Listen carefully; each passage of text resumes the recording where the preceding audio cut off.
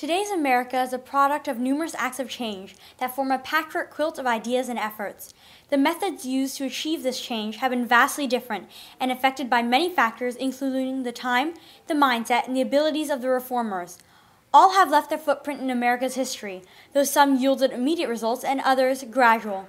Although it is the freedom and democracy of this country that allows for such change to occur, the ideas that expand into change are born from the hearts of the activists.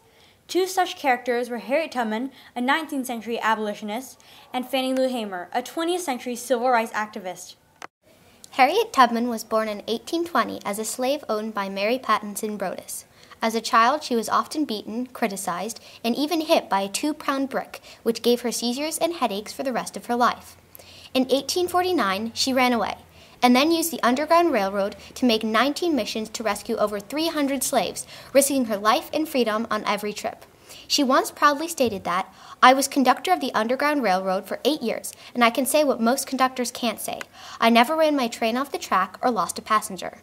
Harriet Tubman was also a member of the Philadelphia Vigilance Committee, which assisted fugitive slaves after Congress passed the Fugitive Slave Law in 1850 as part of the Missouri Compromise. Harriet Tubman was not only a leader and an inspiration to many other abolitionists, but also helped make it possible for other civil rights activists after her to make an impact. One of these people was Fannie Lou Hamer. Fannie Lou Hamer was born in 1917 in Mississippi. At the age of 6, she began cotton picking and studied when not needed in the fields. Thus, Hamer experienced poverty and the cruel effects of segregation at a young age. When Hamer was asked to join SNCC, she immersed herself in the civil rights work, determined to fix the problem that she believed was at the roots of segregation, the African Americans' fear of whites. Besides becoming a registered voter herself, Hamer also encouraged others to vote, despite the violence she faced. As she said in a later speech, "They beat me, and they beat me with a long, flat black jack. I screamed to God in pain." Hamer also became a founding member of the MFDP, where she, along with 68 others, were approved by the Credentials Committee to join the Democratic National Committee meeting, thus breaking the all-white hold on Mississippi politics.